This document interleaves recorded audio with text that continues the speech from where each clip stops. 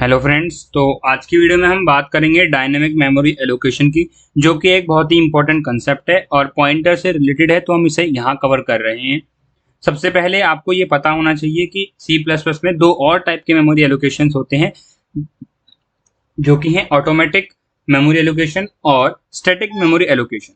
जिसके अंदर मैंने स्टैटिक वेरिएबल्स के बारे में बता रखा है। वो वीडियो आपको आई टैब और डिस्क्रिप्शन दोनों मिल जाएगी, तो वो बहुत ही छोटी वीडियो है, उसको जरूर देख लें। अब बात करते हैं डायनेमिक मेमोरी एलोकेशन की हमें जरूरत क्यों पड़ी। सबसे पहले इसको समझते हैं।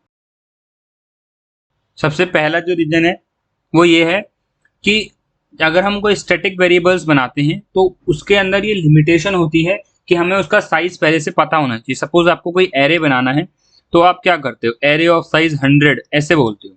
अगर आप लिखोगे एरे ऑफ साइज n तो ये टेक्निकली करेक्ट नहीं होगा, बट आपका कोड रन कर जाएगा और ये चल जाएगा। बट ये करेक्ट और अच्छी अप्रोच नहीं है, क्योंकि n जो है, जो आपने यूजर से लिया होगा, आप ऐसे लिखते हो ना, सीन n इंट n, फिर उसका साइज लेते हो यूजर से, और फिर अगर आप ऐसे लिखते हो, एक डिक्लेयर करते हो वेरिएबल को AR और ऑफ n, तो ये सही नहीं है। क्योंकि जो n है वो कंपाइलेशन टाइम पे हमारे पास नहीं होगा। जब कोड रन होगा तब रन टाइम पे यूजर इनपुट डालेगा n का, तब हमें n मिलेगा। लेकिन जो एरे बनता है, ये वाला जो एरे बनता है नॉर्मल एरे, ये ऑटोमेटिक मेमोरी एलोकेशन के थ्रू होता है और कंपाइलर से अपने आप ही क्रिएट करता है। तो वो जो ये n होता है उसको पता ही नहीं है, n के गार्बेज वैल्यू पड़ी है, उसने गार्बेज साइज का एरे बना दिया।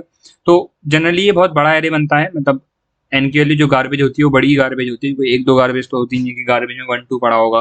तो ये हमारा काम कर जाता है, बट कई बार ये एरर क्रिएट कर सकता है अगर आपको इससे भी ज्यादा बड़ा वेरिएबल का एरे चाहिए होगा तो हम ऐसा नहीं कर सकते। तो इसलिए हमें ये करना पड़ता है, या तो हम 100 साइज का एरे बनाते हैं या फिर हम 1000 साइज का एरे बनाते हैं। इस तरीके से हम एरेस को बनाते हैं। सपोज आपने बना दिया 1000 का एरे, बट एलिमेंट्स आपके 100 ही थे, यूजर ने n की वैल्यू 100 डाली और 100 इनपुट दिया, आपने 100 ही लिया। तो जो बच गए 900 वो तो बर्बाद चले गए, वो मेमोरी बर्बाद चली गई। ठीक है, तो वेस्टेज ऑफ मेमोरी और लीकेज ऑफ मेमोरी इसमें ज्यादा होती है। और दूसरी बात यह है कि आप एक पॉइंट ऑफ टाइम पे ऐसा नहीं कर सकते कि मान लो हमें एक एरे बनाया, ठीक है, फिर हमें दोबारा एरे चाहिए बट पहले वाला नहीं चाहिए, तो हम पहले वाले एरे को डिलीट नहीं कर सकते। ये ऑटोमेटिकली डिलीट होगा बाय द कंपाइलर जब इसे स्कोप से बाहर हो जाएगा। स्कोप से बाहर मतलब एरे डिलीट, या फिर जब प्रोग्राम फिनिश हो जाएगा तो अपने आप ही डिलीट हो जाएगा। तो दो ही केस में डिलीट हो सकता है। ऐसा नहीं हो सकता कि आप एक एरे बनाओ, उसको डिलीट करके दोबारा दूसरा एरे बनाओ, तो मेमोरी ज्यादा कंज्यूम होती है इस केस में। तो ये दो रीजन है जिसकी वजह से हम डायनेमिक मेमोरी एलोकेशन की तरफ मूव करते हैं। पहला रीजन कि हमें साइज पहले से पता होना चाहिए, और दूसरा रीजन ये है कि हम अपने हिसाब से एरे को डिलीट नहीं कर सकते, कंपाइलर अपने हिसाब से करता है। थर्ड मेन रीजन इसका यह है डायनेमिक मेमोरी एलोकेशन का, कि जो ये ऑटोमेटिक मेमोरी एलोकेशन के थ्रू एरे बनता है ये लिमिटेड होता है, क्योंकि ये जो फंक्शन होता है मेन का उसके अंदर बनाओगे या किसी फंक्शन के अंदर बनाओगे। सो जो स्टैक पे फंक्शंस बनते हैं, स्टैक पे जो एरे बनता है, इसका जो साइज होता है वो अराउंड 1 MB के अराउंड लिमिटेड होता है। इससे ज्यादा आप नहीं बना सकते। लेकिन अगर आप जब डायनेमिक एरे बनाते हो तो वो जो एरे बनता है ना, वो हीप में बनता है, और हीप का जो साइज होता है वो जीबीज में होता है, नॉट इन एमबीज। तो काफी ज्यादा बड़ी वैल्यू आपको मेमोरी आपको एक्सेस हो सकती है। तो इसलिए हम डायनेमिक मेमोरी एलोकेशन की तरफ बढ़ते हैं जब। अब मैं इसको आपको कोड के थ्रू दिखाता हूँ थोड़ा सा। जैसे अगर मैं यहाँ पर एक एरे बनाऊं ऑफ साइज 1 2 3 4 5 6 7, सो मैंने यहाँ पे एक एरे बनाया है ऑफ साइज 10⁻⁷, और इसको अगर मैं बिल्ड करूंगा तो ये एरर नहीं दे रहा, बट ये बना नहीं है, इसमें एरर आ चुकी है, वो उसने फिनिश कर दिया है अपने हिसाब से ऑटोमेटिकली। तो अगर मैं इसको टेस्ट करना चाहूँ तो मैं यहाँ पे प्रिंट करके देखता हूँ। सो यहाँ पर मैंने वैल्यूज प्रिंट करी है, कुछ ज़्यादा नहीं, सिर्फ 1000 वैल्यूज प्रिंट करने की कोशिश कर रहा हूँ। तो ये रन नहीं होगा, मैं बिल्ड कर रहा हूँ, कुछ भी आउटपुट नहीं आएगा। देखो ये क्या हो रहा है, एबनॉर्मली फिनिश हो रहा है। यहाँ पर क्या हो रहा है कि ये एलोकेट नहीं कर पा रहा है, इस वजह से ये आगे बढ़ ही नहीं रहा। तो यहीं से आगे अगर मैं यहाँ पर सिंपल एक वेरिएबल ए बनाऊं और उसके अंदर लेट से मैंने 10 डाल दिया और उसको मैं प्रिंट करूं, तो ये वो भी प्रिंट नहीं करेगा। ठीक है, वो भी प्रिंट नहीं होगा, क्योंकि ये यहाँ पर एग्जीक्यूट ही नहीं हुआ, इसमें एरर आ गई है, ये रन टाइम पे ही टर्मिनेट हो गया है। तो इतना बड़ा एरे को नहीं बना पा रहा। अगर मैं 10⁻⁶ का ट्राई करूंगा तो वो भी ये नहीं कम बना पा रहा एक्चुअली, और 10⁻⁵ करूंगा तो वो ये बना देगा। देखो 10⁻⁵ पे इसने प्रिंट कर दिया, बट 10⁻⁶ का एरे जो है ये नहीं बना पा रहा है। तो ये लिमिटेशन है हमारे ऑटोमेटिक मेमोरी एलोकेशन। और क्योंकि ये एरे जो है ये स्टैक में बन रहा है, इस वजह से एरर आ रही है। और अगर हम डायनेमिक एरे बनाएंगे तो वो हीप पे बनेगा, ये एरर नहीं आएगी, वो लिमिट क्रॉस नहीं होगी। तो अब मैं देखते हैं डायनेमिक मेमोरी एलोकेशन हम कैसे करते हैं। आई होप आपको ये समझ में आ गया होगा कि डायनेमिक मेमोरी एलोकेशन की जरूरत हमें क्यों पड़ी। तो अब बात करते हैं कि डायनेमिक मेमोरी एलोकेशन क्या होती है, हम कैसे किसी चीज को डायनेमिकली एलोकेट कर सकते हैं। सो डायनेमिकली एलोकेटेड जो मेमोरी होती है उसको क्रिएट करने के लिए हम यूज करते हैं न्यू कीवर्ड का। तो मैं इसको यहाँ से हटा रहा हूँ और न्यू कीवर्ड का यूज करते हैं। ये एक कीवर्ड है और ये ऑपरेटर है, एक्चुअली कीवर्ड भी है ऑपरेटर भी है। सो ऑपरेटर क्या करता है, ये इस ऑपरेटर की मदद से हम एक नई डायनेमिकली एलोकेटेड मेमोरी बना लेते हैं। किस टाइप की बनाते हैं वो भी हमें बताना पड़ेगा, तो इसके आगे हमें लिखना पड़ता है किस टाइप की बनानी। सपोज इंट की बनानी है, कैरेक्टर की बनानी, किसी की बनानी, वो ये बनाता है। और इसके बाद क्या करता है, ये न्यू इसको बनाने के बाद एक एड्रेस रिटर्न करता है। एक्चुअली डायनेमिक मेमोरी एलोकेशन कैसे काम करता है अगर मैं समझाऊं तो, जब हम इसे कंपाइल कर रहे होते हैं, अगर किसी को न्यू कीवर्ड दिखता है कंपाइलर को, तो वो रिक्वेस्ट भेज देता है ऑपरेटिंग सिस्टम को कि हमें इतनी मेमोरी एलोकेट करके दे दो। वो हीप में बनती है, तो ऑपरेटिंग सिस्टम उतनी मेमोरी जो है वो रिजर्व कर लेता है इस प्रोग्राम के लिए।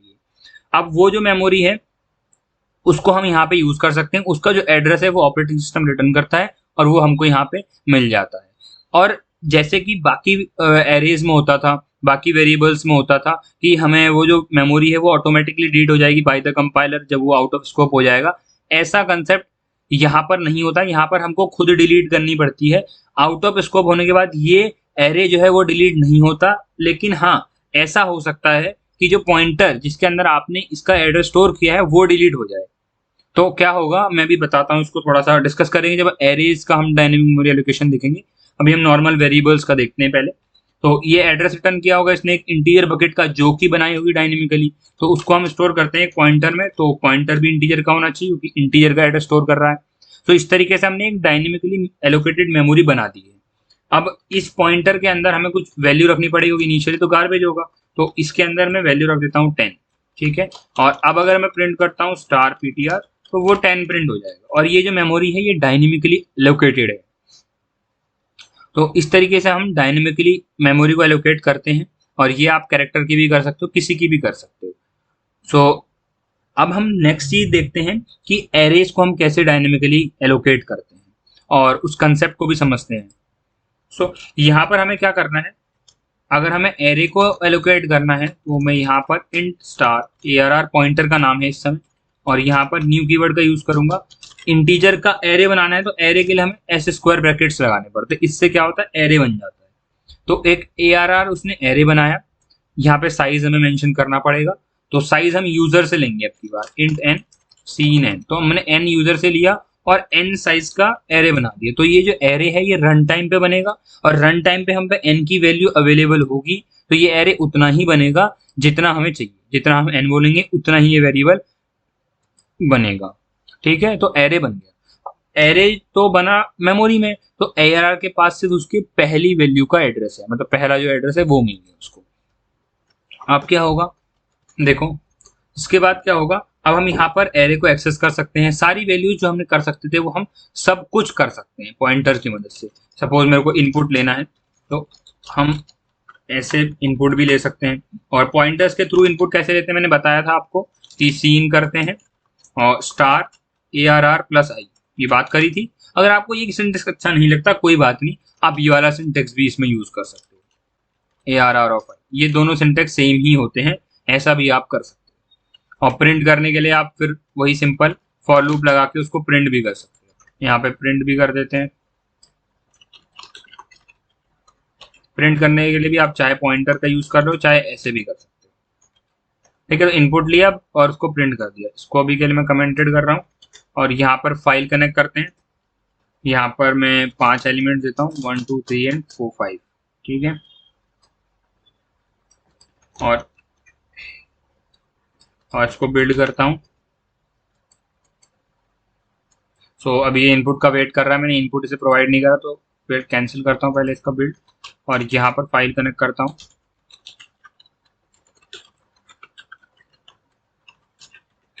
और अब अगर बिल्ड करूंगा तो ये मेरे को आउटपुट दे देगा, ठीक है। तो इस तरीके से डायनेमिकली हम मेमोरी एलोकेट करते हैं एरे के अंदर। सो अब समझते हैं इसका बेनिफिट क्या है, मतलब क्यों हमें ऐसा करना पड़ा। तो मैंने बताया था कि इसको हमें खुद ही डिलीट करना पड़ता है, तो हमने यहाँ पे कहीं डिलीट तो किया ही नहीं, तो यस हमने डिलीट नहीं किया और ये मेमोरी के अंदर अवेलेबल रहा। पूरे यहाँ तक एंड तक, लेकिन जब प्रोग्राम ही टर्मिनेट हो गया तो वो मेमोरी अपने आप ही फ्री हो गई। ठीक है, लेकिन अगर आप इसे फंक्शन के अंदर किसी और के अंदर बनाओगे तो डिलीट करना आपकी रिस्पॉन्सिबिलिटी है, और डिलीट नहीं करोगे तो मेमोरी लीकेज होगा।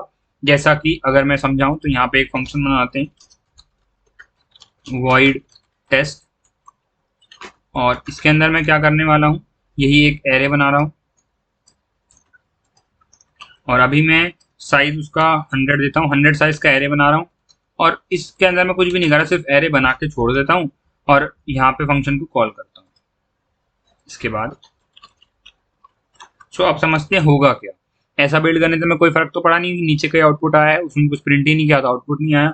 हुआ क्या एक्चुअली, जब हमने ये फंक्शन कॉल किया यहाँ पे तो इसने 100 साइज का 100 बाइट्स का 400 बाइट्स का 100 बकेट्स हो गई, उसकी मेमोरी इसने ऑपरेटिंग सिस्टम से रिजर्व करवा ली अपने लिए, और उसका जो पहले का एड्रेस है उसको ARR में स्टोर कर दिया। ये जो ARR है ये एक लोकल वेरिएबल है, इस पॉइंटर के अंदर है, इस फंक्शन के अंदर है, तो ये एक लोकल वेरिएबल हुआ, लोकल पॉइंटर हुआ, तो इसके अंदर ये स्टोर हो गया। जब फंक्शन से बाहर गया तो जो ये पॉइंटर था, जिसका जो ARR पॉइंटर था, ये एक्चुअली था क्या, इसके अंदर इसका एड्रेस रखा हुआ था सिंपल, और तो हम इसके एड्रेस से इसको पॉइंट कर रहे थे।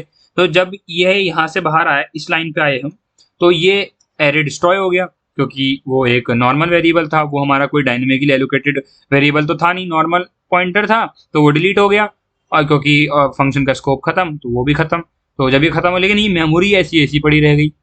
ठीक है, तो अब हम इस मेमोरी को डिलीट भी नहीं कर सकते, यूज भी नहीं कर सकते, तो इसको हम बोलते हैं मेमोरी लीक हो गई, इसको बोलते हैं leakage of memory, leakage of memory, क्योंकि हमारे पास एक ऐसी मेमोरी अवेलेबल है जो कि हमें अवेलेबल ही नहीं है, मतलब वो हम उसको यूज भी नहीं कर सकते, उसको हम डिलीट भी नहीं कर सकते, क्योंकि डिलीट किससे करते, उसके पहले एड्रेस से। अगर ये हम पे ARR होता तो हम डिलीट कर देते, हम यहाँ पे डिलीट करना चाहिए था, लेकिन हमने डिलीट नहीं करा, मेमोरी प्रेजेंट है, पूरे प्रोग्राम के दौरान ये मेमोरी रहेगी, और ये मेमोरी आपकी वेस्ट ही है एक तरीके से, कुछ किया ही नहीं हो गया आपने, या कुछ किया भी होता तो वो फंक्शन से बाहर आने के बाद वो काम खत्म, तो मेमोरी डिलीट कर देनी चाहिए थी, जो हमने नहीं करी। तो इस कंसेप्ट को बोलते हैं लीकेज ऑफ मेमोरी।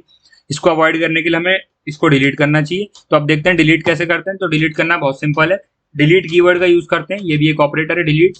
फिर हमें यहाँ पे एरे को डिलीट करना है तो ऐसे लिखना पड़ता है, और फिर एरे का जो पहला एड्रेस है उसका नाम देना पड़ता है। तो इस वजह से क्या करता है, ये पूरे एरे को डिलीट करता है स्टार्टिंग फ्रॉम ARR, जितने भी साइज का बना होता है। ठीक है, सेकेंड पॉइंट इज हम वेरिएबल को भी डिलीट कर सकते हैं, जैसे हमने यहाँ पर एक वेरिएबल बनाया था तो इसको भी हम डिलीट कर सकते हैं। और यहाँ पर डिलीट करने के लिए हमें क्या करना होता है, डिलीट सिंपल और PTR। अब एक इंपॉर्टेंट पॉइंट ये है कि ये मेमोरी को डिलीट करता है, पॉइंटर को डिलीट नहीं करता भैया।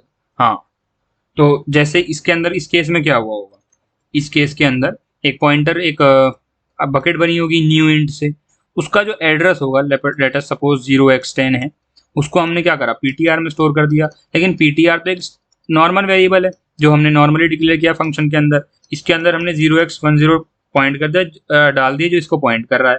तो अब हमने क्या करा, डिलीट कर दिया PTR। तो ये क्या करेगा, ये इस जिसको ये पॉइंट कर रहा था, ये वाला जो एड्रेस है, इस एड्रेस को डिलीट कर देगा, मतलब इस एड्रेस पे जो बकेट है उसको डिलीट कर देगा, उसको फ्री कर देगा। डिलीट का मतलब ये नहीं कि मेमोरी कम हो गई आपकी, डिलीट हो गया। डिलीट का मतलब ये है कि वो मेमोरी फ्री होगी, अब उसको ऑपरेटिंग सिस्टम किसी और को एलोकेट कर सकता है, किसी और काम के लिए यूज कर सकता है, आपके पास वो अब नहीं रही। ये मतलब है डिलीट करने का। डिलीट करने का मतलब है फ्री करना मेमोरी को। ऐसा मत सोचना कि डिलीट कर दी तो इसका मतलब ये हो गया कि मेमोरी डिलीट होगी, मेमोरी कम होगी, पहले 10 बकेट थी अब एक डिलीट होगी तो 9 ही बची, अभी भी 10 है, एक फ्री हो गई, मतलब वो आपको अब वो सबकी है, मतलब कोई भी उसे यूज कर सकता है, किसी को भी उसको ऑपरेटिंग सिस्टम एलोकेट कर सकता है। तो यहाँ पर अब पॉइंटर लेकिन डिलीट नहीं हुआ, ठीक है, पॉइंटर जो है नॉर्मल वेरिएबल है, वो स्कोप के बाहर होने के बाद ही डिलीट होगा। तो जब ये यहाँ पे आएगा, जब फंक्शन टर्मिनेट हो जाएगा तभी डिलीट होगा। तो यहाँ पर मैं पॉइंटर का यूज कर सकता हूँ, अगर मैं आपको यूज करके दिखाऊं तो इसके डिलीट करने के बाद भी मैं पॉइंटर को यूज कर सकता हूँ। मैं cout PTR प्रिंट कर रहा हूँ, क्योंकि वैल्यू तो कुछ गार्बेज ही होगी और हो सकता है एरर भी आ जाए, तो मैं उसको नहीं कर रहा हूँ, सिर्फ PTR प्रिंट कर रहा हूँ। और ये मेरे को एड्रेस उसका दे रहा है कि PTR के अंदर क्या रखा हुआ है, तो कुछ एड्रेस रखा हुआ है वो यहाँ पे हमें मिल रहा है। तो अगर मैं स्टार PTR करूँ और बिल्ड करूंगा तो ये गार्बेज मेरे को मिल गया, जबकि अगर मैं यहाँ पर जब मैंने स्टार PTR किया था तो मेरे को 10 मिला था ये वाला। ठीक है, एरे को अगर मैं हटा दूँ थोड़ी देर के लिए, इसको प्रिंट नहीं करता हूँ और बिल्ड करता हूँ, तो ये देखो 10 मिला यहाँ से, और जबकि यहाँ पर गार्बेज मिला, क्योंकि वो वैल्यू फ्री हो गई मेमोरी और उसके अंदर अब गार्बेज पड़ा हुआ है। ठीक है, तो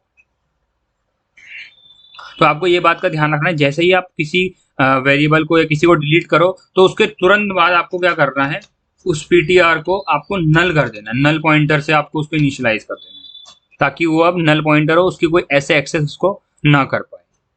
ठीक है, तो ये आपको ध्यान रखना है, नहीं तो गार्बेज वैल्यू को आप एक्सेस कर रहे होगे और अगर आप नल पॉइंटर करोगे तो उसमें कुछ एरर आ जाएगी, आपको पहले ही पता लग जाएगा कि भाई यहाँ पे कुछ खाली नहीं है। तो ऐसा ही हम यहाँ पे भी, क्योंकि यहाँ पे तो हम फंक्शन के सीधा बाहर जा रहे हैं तो हमें नल पॉइंटर करने की जरूरत नहीं, क्योंकि ये वेरिएबल खुद ही डिलीट हो जाना है थोड़ी देर बाद, तो हम इसे यूज ही नहीं कर पाएंगे। लेकिन अगर आप आगे से यूज कर रहे हो तो आपको ARR को नल पॉइंटर करना चाहिए। So this is about very basic about how dynamically arrays are calculated. What is dynamic memory allocation? That is all for this video. Thanks for watching, guys.